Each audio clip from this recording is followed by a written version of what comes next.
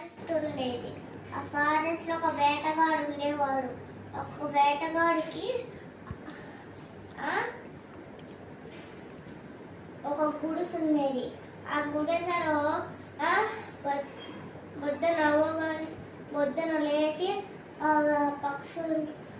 పక్షులని జంతువులని వేటాడుతుంటాడు. ఒకరోజు అడవి పందుల్ని వేటాడేటప్పుడు ఒక శివలింగం కనిపించింది.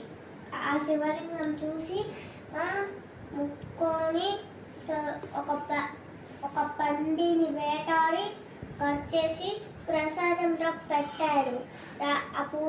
ఆ పూజారి చూసింది మొత్తం కోపం వచ్చి రాత్రి చూసినాక మాంసం అంతా ఉండి అదంతా శుభ్రంగా చేసి తరువాత రాత్రి పడుకున్నాక శివుడు కలలో వచ్చి నువ్వు కావాలంటే నా శివలింగం ఆ వేటగాడు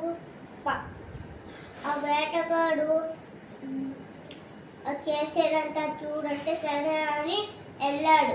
తరువాత అది చూసినవన్నీ ఒక కన్నుకి రక్తం వస్తా అంటే ఒక కన్ను తీసి ఆ వేటగాడు కన్ను తీసి పెట్టాడు. ఎవరికి పెట్టాడు?